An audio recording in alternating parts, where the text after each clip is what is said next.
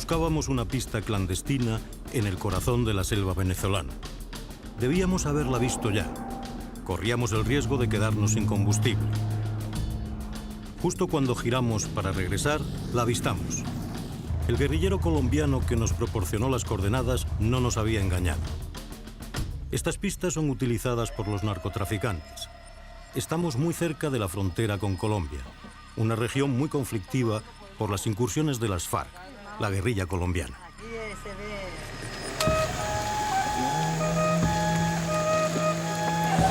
Nos embarcamos en dos grandes curiaras y comenzamos a remontar el río Parusito. Estas selvas se conservan intactas. Incluso veíamos toninas, los delfines de río casi extintos en la cuenca del Orinoco. La naturaleza se mostraba con toda su fuerza.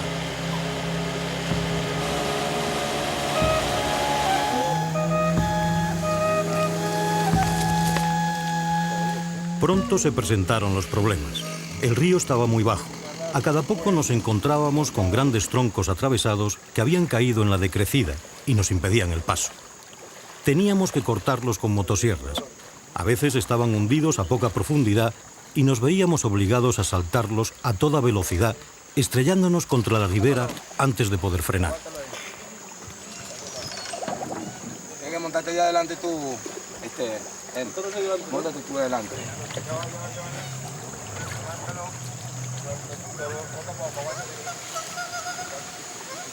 Nuestro objetivo era contactar con los indios Joti, que viven diseminados por la cabecera del Parusito. Son nómadas y nunca habían sido filmados. Esperábamos poder contactarles.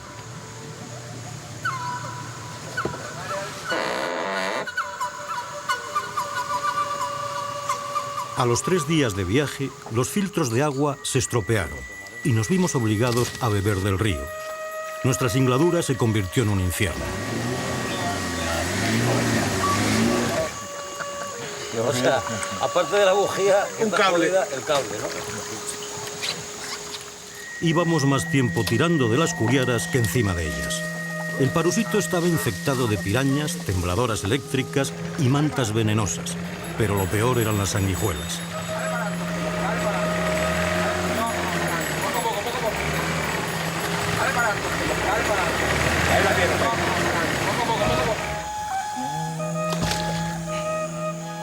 Al 6.º día encontramos un puente Joti. Cuando caen estos grandes árboles, los aseguran con lianas y palos que hacen las veces de barandillas para utilizarlos como pasarelas. Ya estábamos en su territorio. Es la región de los grandes tepuyes, las mesetas de formación Roraima que emergen de la jungla como grandes colosos. Son montañas sagradas para los indígenas.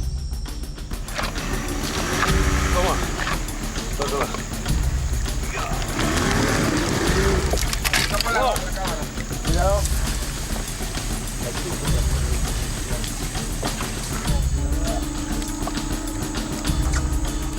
2 días después, seguimos las huellas de unas pisadas que nos llevaron hasta 2 grandes chozas, pero allí no había nadie. Esperamos durante todo el día, hasta que al atardecer vimos llegar a una familia Joti. Atravesaban una quebrada cercana caminando por encima de un tronco. No mostraron demasiada sorpresa al vernos. Aunque afables, se mantenían impasibles. No éramos los primeros hombres del exterior que veían. El problema era entenderse con ellos. Como mucho deben quedar unos 200 Joti, y no encontramos a nadie que supiese su idioma. Cuidado, pincha, ¿eh? Todo. Pero después, primero, foto, ¿eh? Después, todo, machete, todo, para nosotros, ¿eh? Pues venga, vamos, ven. Vamos, ven.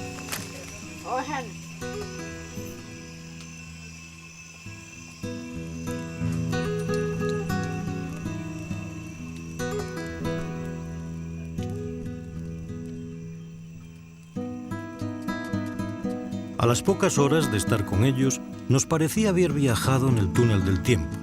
Acabábamos de aterrizar en el Neolítico. Estábamos presenciando nuestra propia prehistoria. Los Jotis tienen un ajuar muy reducido, como nómadas que son. Unas cuantas cacerolas y algunos machetes que intercambian con tribus vecinas por carne y pieles del bosque. algunos canastos y sus armas, cerbatanas y lanzas.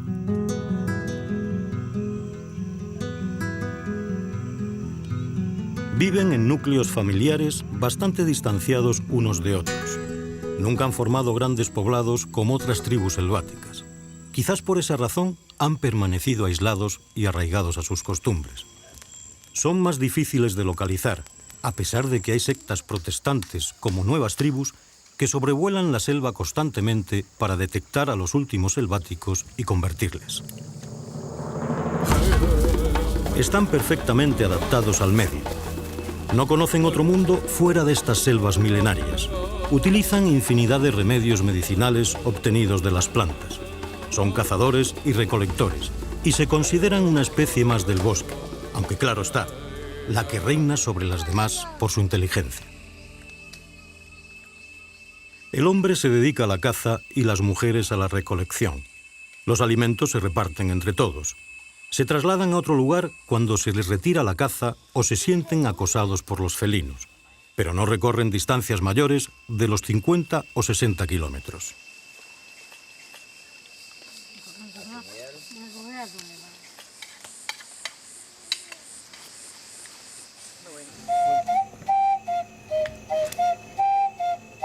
Los estudios etnográficos sobre los Joti son muy escasos. La primera referencia que se tiene de ellos es de 1913 y de forma indirecta, a través del relato de unos indios yecuana que hicieron a un misionero católico sobre la existencia de un grupo de indígenas salvajes que vivían en un territorio delimitado por las cuencas del Caura, el Erevato y el Ventuari. La primera investigación científica la realizó el antropólogo Coussent en 1961, que estableció el primer contacto con un grupo de 14 individuos que todavía utilizaban hachas de piedra. El último estudio lo realizó Walter Coppens en 1976. A partir de entonces, solo ha habido encuentros esporádicos como el que realizamos ahora. La miel es el manjar del bosque. Los Jotis salen periódicamente para recogerla. Caminan enormes distancias hasta que dan con un árbol que tenga panales. Primero hacen fuego en el lugar donde calculan que caerá la copa. Luego inician la tala.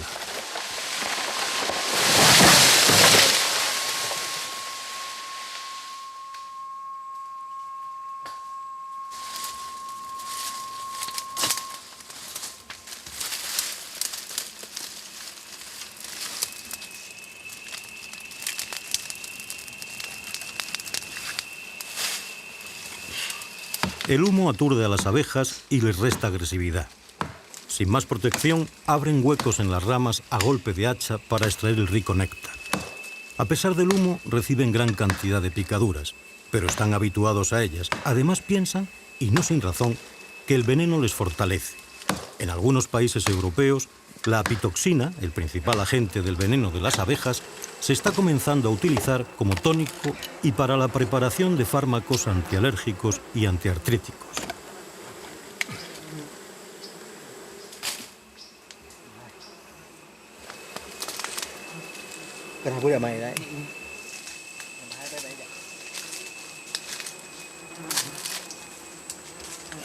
Recolectan y consumen todas las sustancias comestibles de las colmenas, la miel, las larvas y el polen.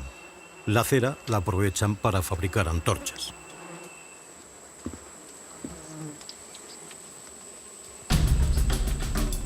Nacho Caro, uno de nuestros operadores de cámara, les filma bien protegido contra las picaduras.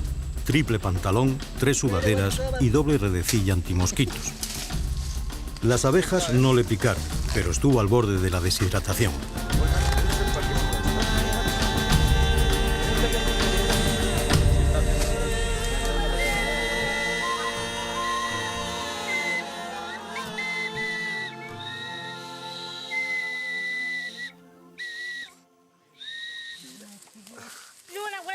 La selva les da todo lo que necesitan.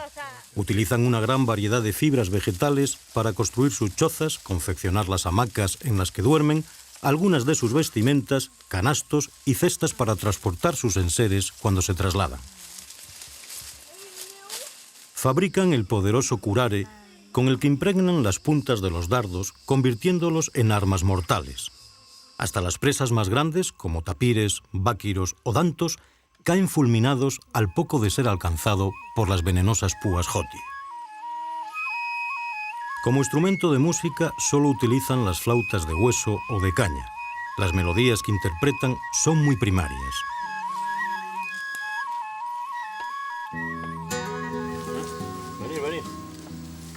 Antes de iniciar el regreso, les enseñamos parte de nuestras filmaciones, como haremos con muchos de los pueblos nómadas que vamos a visitar. Queríamos observar su reacción.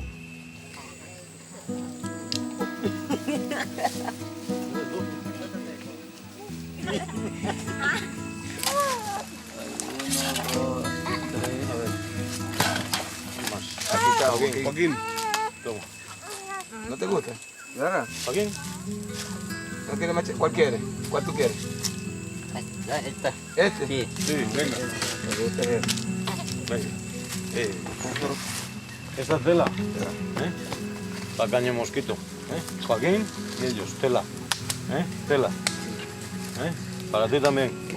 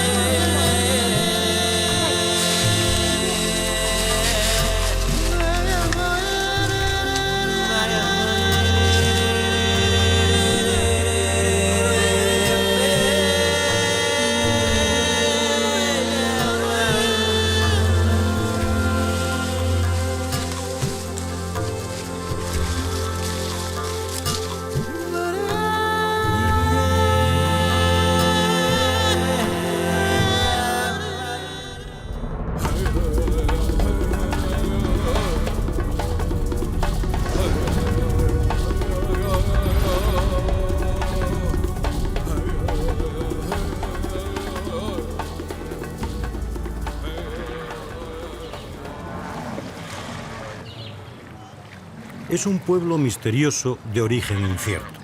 Se les conoce como los hombres de los bueyes. Deambulan por la franja sahelina africana. Son los Pels, también llamados Fulani o Fulbé. Su vida es un eterno viaje en busca de pastos y agua para el ganado. Solo se someten a los códigos de su ley tradicional, en la que el honor y la hospitalidad son sus principales preceptos.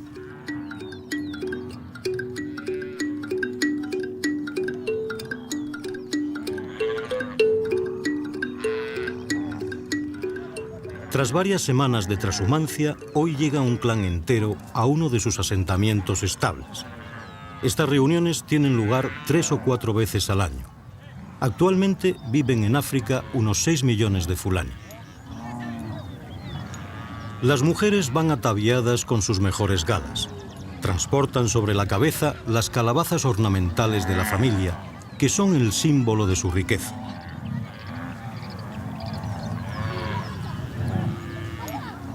Llevan el rostro adornado con antiguas monedas de plata, sus mejores alhajas, y exhiben los tatuajes clánicos que les diferencian de otras tribus. Muchos de estos tatuajes son marcas de identidad que tienen su origen en la época de la trata de esclavos. Si eran apresados, podrían reconocer a los de su propio clan en tierras lejanas.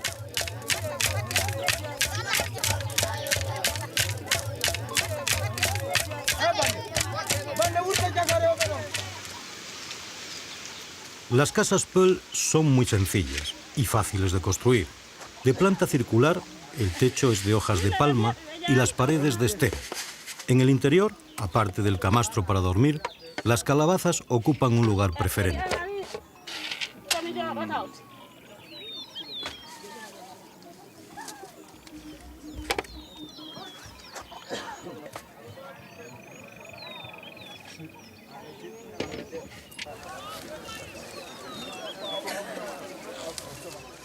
Como es habitual en África, nuestra llegada causó un gran revuelo. Y como siempre, el Parlamento duró horas, hasta que todo el mundo estuvo de acuerdo y nos permitieron realizar nuestras filmaciones.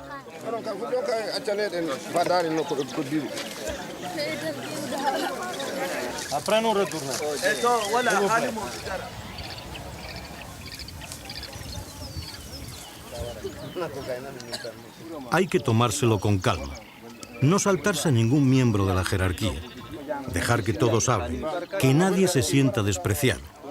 Más adelante volveríamos para tratar a este pueblo en profundidad, especialmente la tribu de los Pels Bororó. Israel, ¿me escuchas? Sí, te escucho, estoy aquí con Isaka. Bueno, pues dile que todo el mundo para acá, coches incluidos.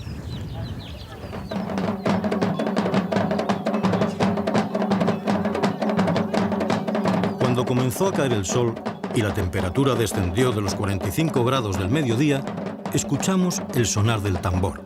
El ambiente se electrizó. Poco después, las mujeres esclavas fulani iniciaron la danza. Son descendientes de castas consideradas inferiores, que todavía hoy se encuentran sometidas a los designios de la clase noble fulani. Sus cuerpos felinos evolucionaban al son de la percusión en movimientos sinuosos cargados de sensualidad.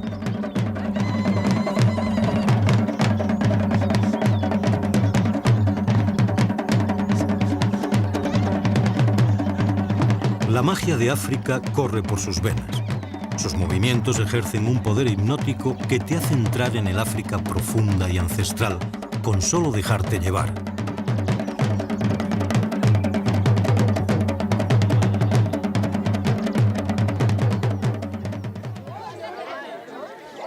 Santi Vega, nuestro músico y compositor, no resistió la tentación de tocar con ellos, de embriagarse con el ritmo de los tambores africanos.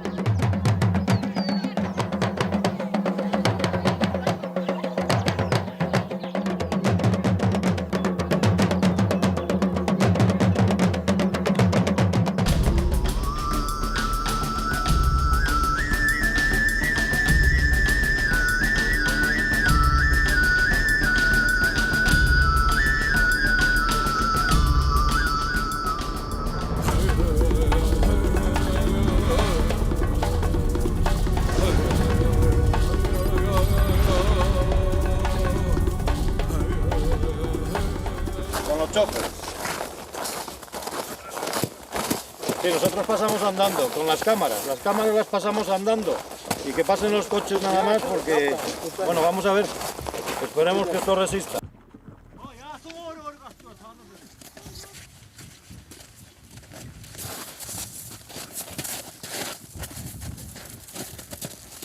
Ahora nos deslizábamos a lomos de 23 caballos. Por la tarde la temperatura bajó a 25 grados bajo cero y comenzó la ventisca. Al amanecer apareció un día espléndido y el sol comenzó a calentar. Esta sería la tónica de nuestra expedición: sol por la mañana y ventisca y frío por la tarde-noche.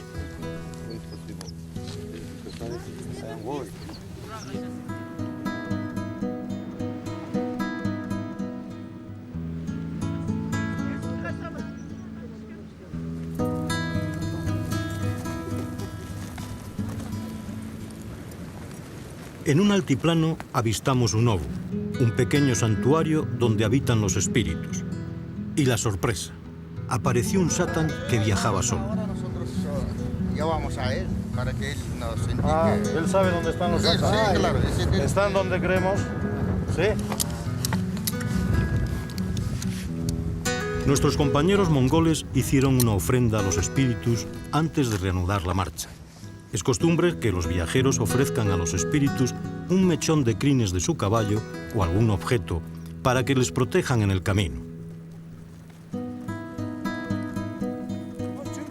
Ahora viajábamos guiados por Cambalat, nuestro nuevo amigo Sata. Al poco llegamos a la taiga. Dejamos atrás las enormes praderas para sumergirnos en el bosque boreal de coníferas, el pulmón más grande del planeta. Al llegar a otro ovo, Cambalat nos dijo que su campamento estaba muy cerca. Habíamos llegado a nuestro destino.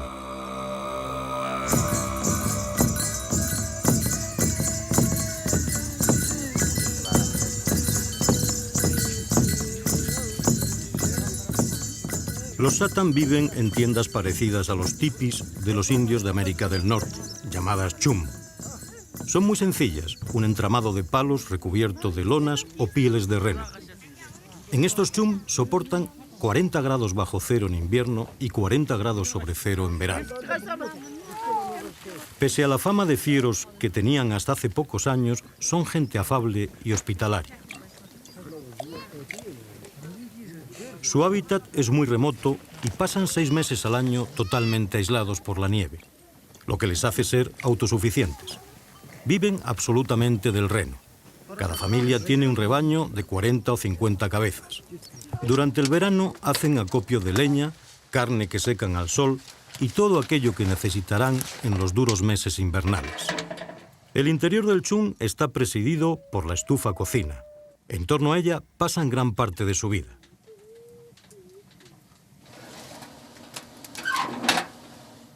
Desde el ordeñado de por la mañana atienden durante todo el día a sus renos.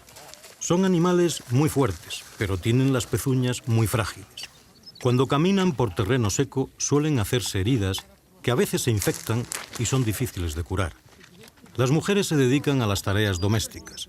Derriten nieve para copiar el agua del día y elaboran quesos y yogur. El hombre atiende al ganado y en los meses cálidos sale de caza. Se trasladan hasta 8 veces al año en busca de pastos y terrenos adecuados para sus renos. Los satan fueron sometidos a la colectivización en la época de la Revolución. En 1930 les expropiaron los renos en nombre del Estado. Muchos prefirieron matarlos antes que entregarlos. Parecía que era el fin de su vida nómada, pero la caída de la Unión Soviética les devolvió la libertad.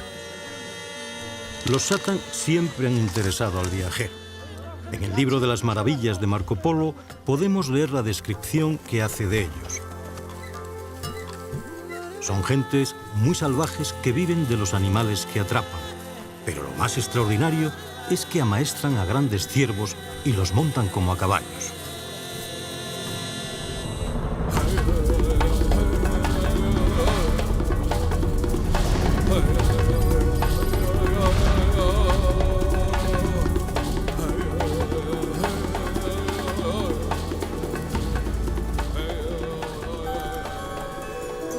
Estamos a 5.249 metros de altitud en la provincia de Qinghai, en el Tíbet chino. Como manda la tradición, en estos lugares realizamos una ofrenda a la diosa de la montaña. Depositamos en el ofertorio una cata amarilla. La diosa nos protegerá en nuestro viaje hasta los nómadas Khambas del Tíbet.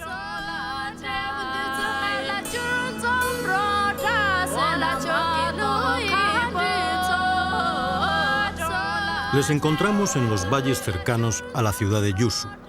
Son los nómadas del techo del mundo, fácilmente reconocibles por sus tiendas negras confeccionadas con pelo de yak, coronadas por las listras de oraciones impresas en paños blancos. Son los llamados caballos de viento, que ondean con las ráfagas del aire en una eterna oración. Al igual que los satan viven de los renos, los Khambas dependen absolutamente de sus yaks. De ellos obtienen leche para producir mantequilla, yogur y quesos. También se alimentan de su carne, ya sea fresca o secada al sol. Con el pelo trenzan cuerdas y tejidos para sus tiendas, que tienen la cualidad de ser impermeables, aunque entre los nudos dejan pasar la luz. Los tendones del yak son utilizados como tensores.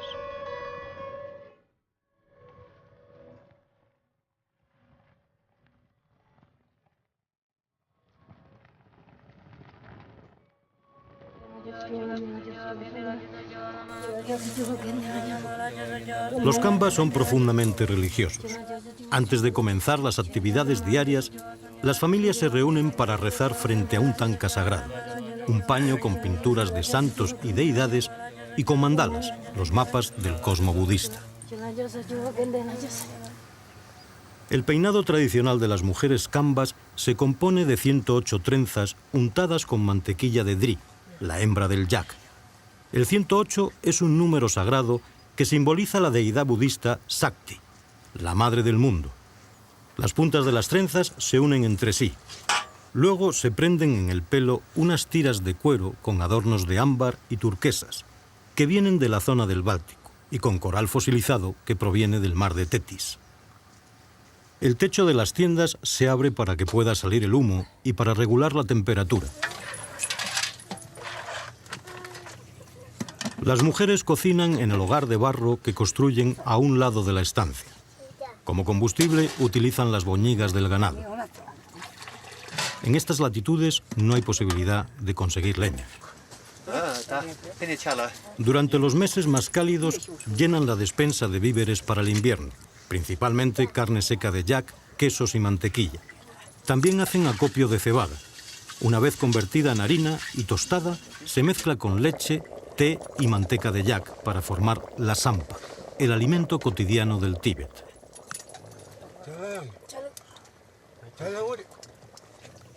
Pese al frío extremo del altiplano tibetano, el interior de las tiendas es muy confortable. Las familias son bastante numerosas. Practican la poliandria.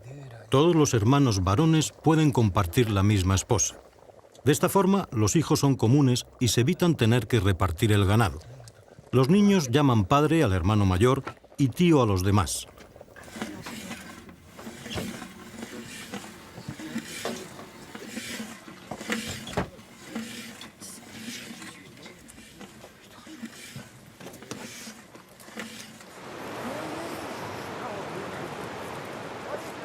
Se llegan a trasladar hasta 6 veces al año. Sus tiendas son fácilmente desmontables. A veces se juntan varias familias para ayudarse a desmontar y para protegerse mejor durante el viaje de las alimañas y los bandidos. Utilizan los yaks más grandes para llevar la carga más pesada. Tras unas cuantas horas de trabajo embalando sus pertenencias, la caravana se pone en marcha hacia el nuevo enclave, donde montarán sus tiendas y se asentarán por un periodo que nunca excederá de los 2 meses.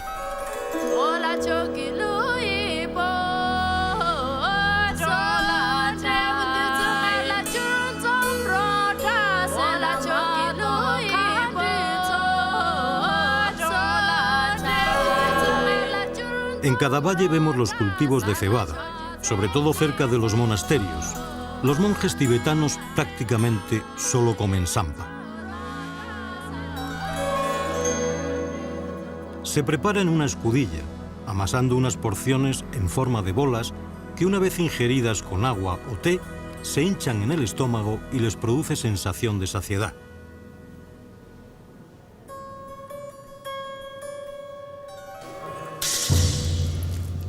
Al menos un miembro de cada familia Kamba ingresa en un monasterio para ser monje.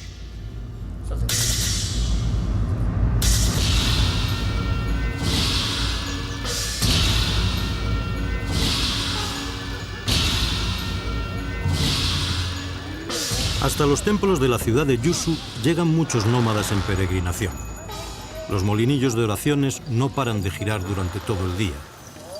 Antes de la llegada del budismo, en el Tíbet se practicaba la religión del Bön, basada en prácticas chamánicas. El budismo se mezcló con estas creencias, dando lugar al lamaísmo. Actualmente, la tradición Bonpo solo se sigue practicando en el sagrado monte Kailas.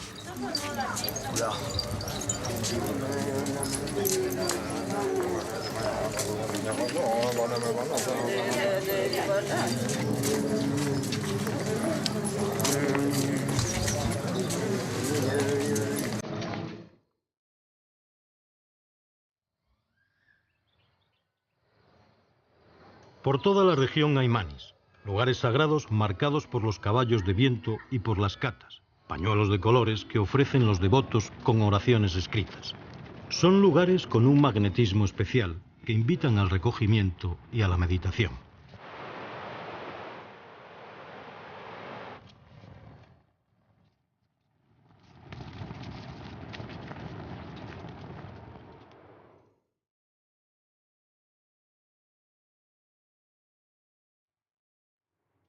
En la ciudad de Yusu se encuentra el mani más grande del mundo, un rectángulo de 250 metros de longitud por unos 100 de anchura, donde hay depositadas millones de piedras. Cada una tiene esculpida un sutra o oración. Han sido llevadas allí desde hace siglos por los peregrinos de todo el Tíbet. Toneladas y toneladas de piedras de todos los tamaños.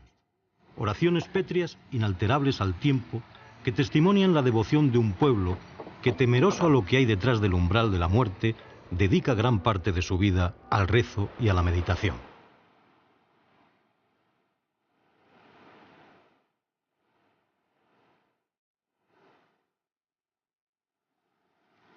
Las cabeceras de los ríos suelen ser lugares sagrados, en los que el influjo de la naturaleza favorece el aislamiento y el misticismo. Las piedras están labradas con textos sacros. En los acantilados, los petroglifos resuenan en el ánimo de los peregrinos en una eterna letanía, el mantra sagrado de la joya del loto. O Mani Padme Hum, O Mani Padme Hum, O Mani Padme Hum.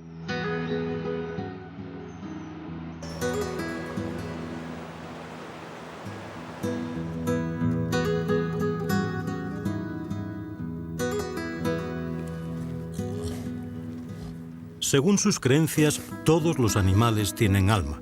Por tanto, hay que tratarles con el mayor de los respetos. Cuando matan a sus yaks, lo hacen realizando una pequeña ceremonia en la que le suministran un poco de agua bendecida por los monjes del monasterio. Luego, atan con fuerza el hocico del animal y le asfixian lentamente. Si le matasen más rápido, su alma no tendría tiempo de liberarse. Mientras dura la agonía, susurran una oración.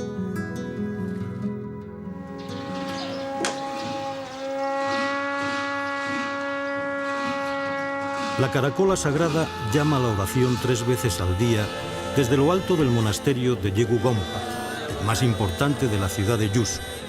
Antes de nuestra partida, entregamos una cata blanca en su templo en señal de respeto y agradecimiento por habernos dejado realizar estas filmaciones.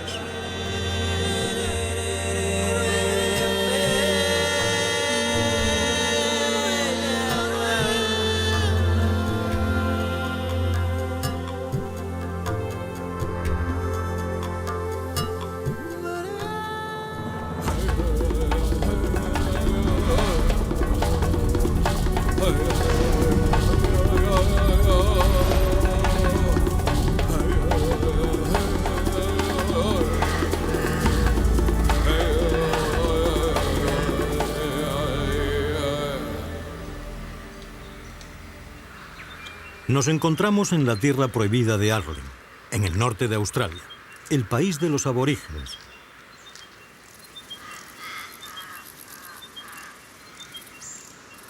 El campo está salpicado de millones de estalagmitas de barro.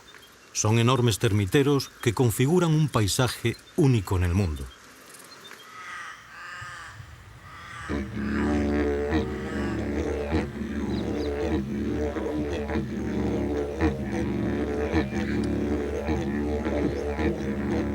El toque sin fin del didgeridoo nos introduce en el mundo mágico de los sueños de la mitología indígena, en el que la serpiente del arco iris creó el mundo.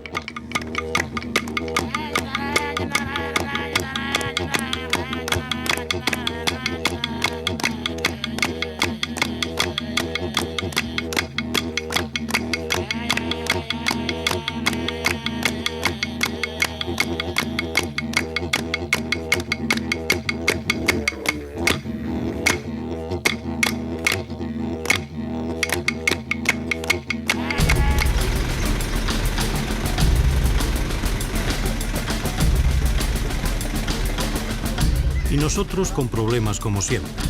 Viajamos en un motorhome de 10 toneladas de peso y atravesar los ríos a veces nos cuesta horas. Tenemos por delante 2000 kilómetros de barro que se convertirán en una verdadera pesadilla.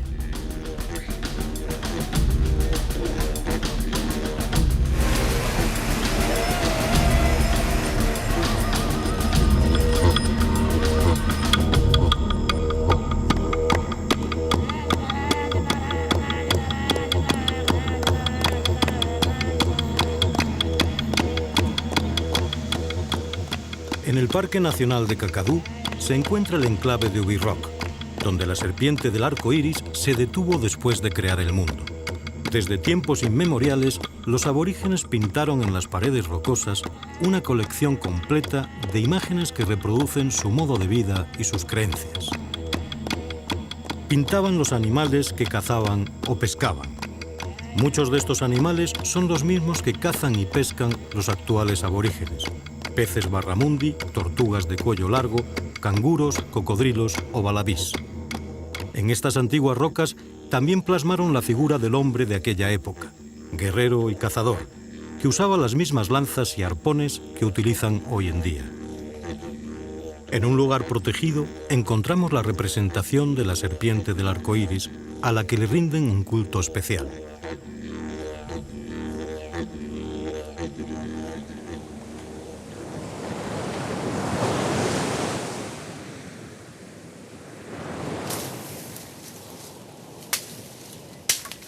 Los aborígenes tienen un profundo conocimiento de la naturaleza. Casi todo lo que necesitan lo encuentran en el bosque.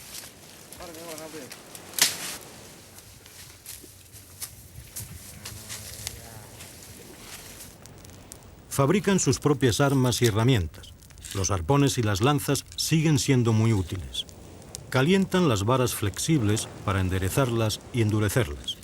Después les arrancan la corteza y las cortan a la medida adecuada para cada hombre.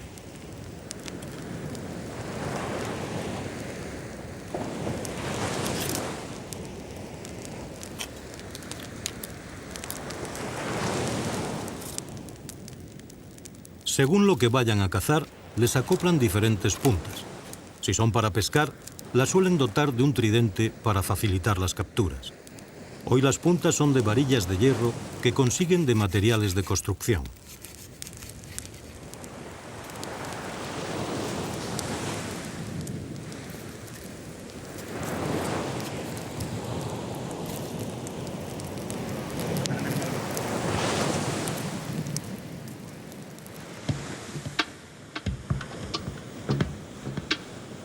Cuando baja la marea, pescan las peligrosas stingrays. Son mantas rayas que se camuflan en la arena con su aguijón ponzoñoso listo para clavarse a la mínima sensación de acoso.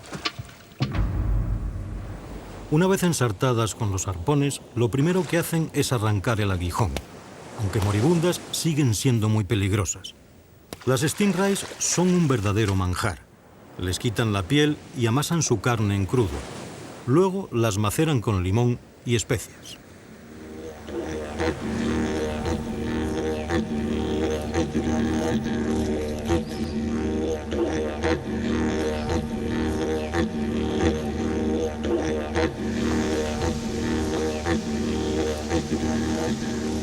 Las mujeres son las encargadas de la recolección.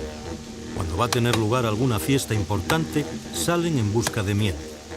El método es idéntico al que vimos con los indios jotis de Venezuela, pero en este caso no es necesario hacer fuego para aturdir a las abejas con el humo. Estas abejas son inofensivas.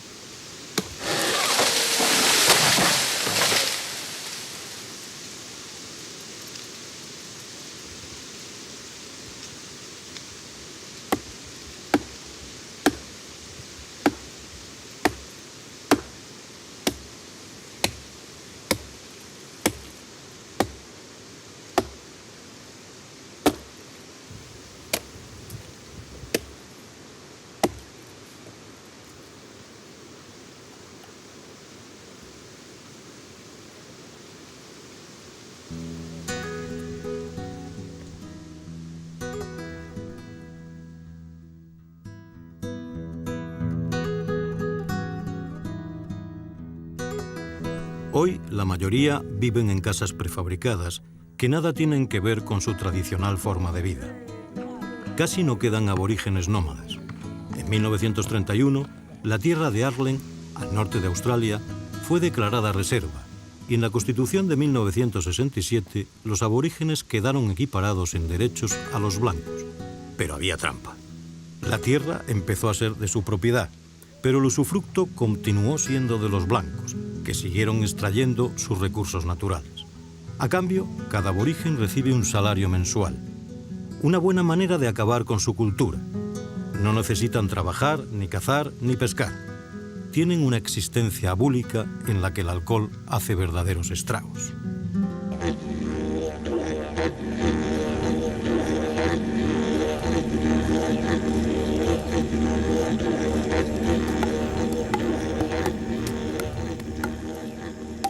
El arma tradicional de los aborígenes australianos es el boomerang. Los cazadores lo utilizan para derribar grandes presas. Pese a lo que se cree, el auténtico boomerang no vuelve. La industria del souvenir turístico fabrica artilugios que realizan espectaculares vuelos elípticos, pero no son boomerangs. Lo más importante es el peso y la curvatura, que lo hace más manejable y preciso.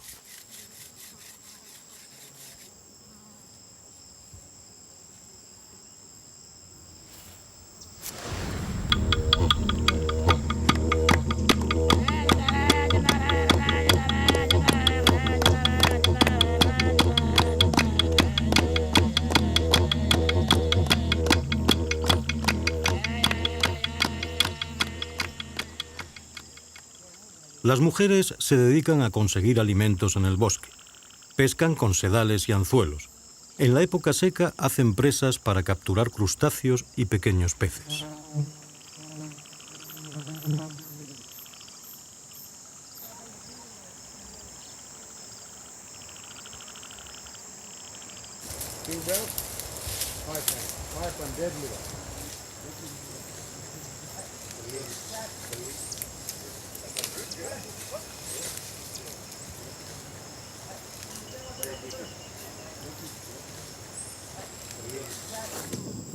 Su principal actividad es la recolección de frutos, raíces y tubérculos, principalmente ñames salvajes.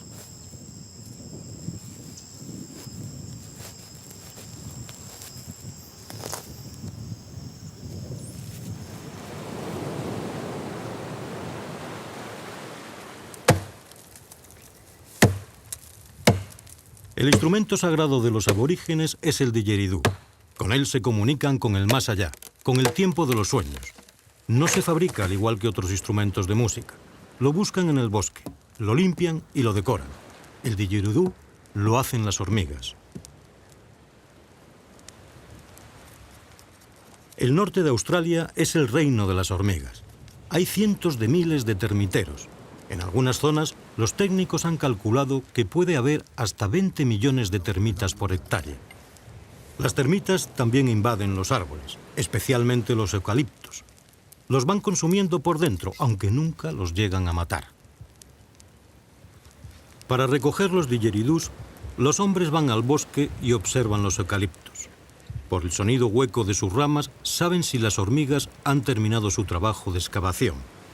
Luego los limpian por dentro de virutas y excrementos de las termitas, introduciendo una barra de hierro candente.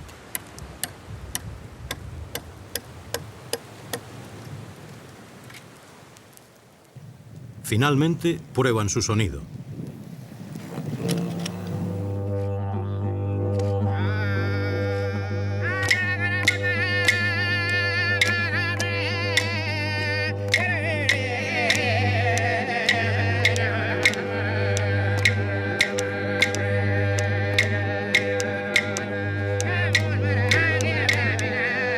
Durante la noche, el sonido del didgeridoo despierta a la serpiente del arco iris. La danza les provoca un estado alterado de conciencia que les permite entrar en el tiempo de los sueños.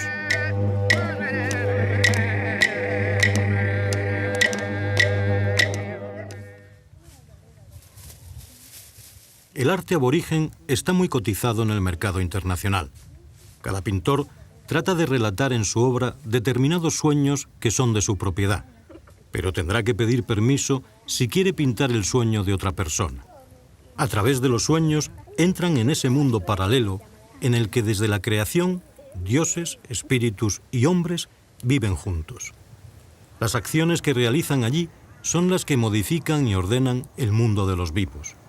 A través de la pintura, el pasado y el presente se unen y el hombre se relaciona con el más allá. Hoy se utilizan pinturas comerciales como acuarelas y óleos sobre bastidores y lienzos, aunque algunos siguen ejecutando sus obras con pigmentos naturales sobre cortezas de árbol. Puntos, círculos, aspas y espirales simbolizan lugares o caminos del sueño. Son una especie de mapas religiosos. También reproducen ensueños relacionados con seres fabulosos. Otras pinturas representan animales totémicos: peces, cocodrilos, tortugas, ornitorrincos, canguros, serpientes, cuadros inspirados en los dibujos pintados en las rocas sagradas.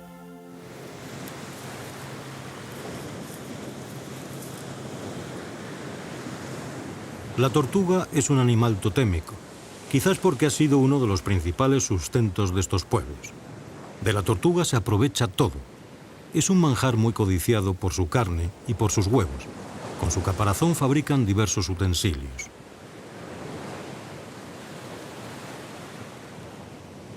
Tras los desoves, buscan el lugar de la puesta y recogen los huevos a centenares. Es una práctica que, aunque prohibida, se sigue realizando.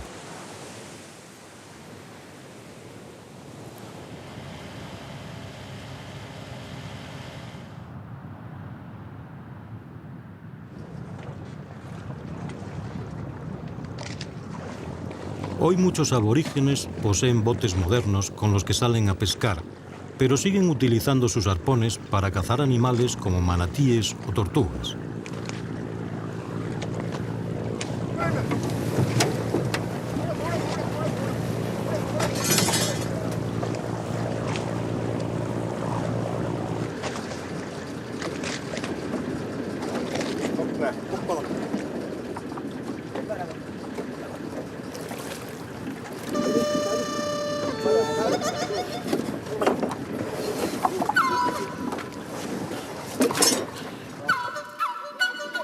La captura de una tortuga gigante provoca una fiesta en la comunidad.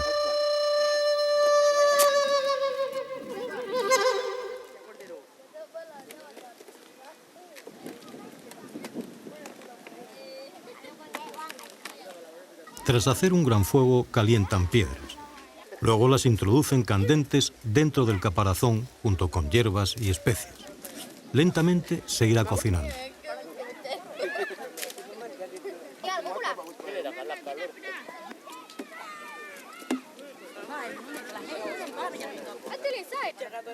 Todos participan en el festín hasta que solo queda el caparazón.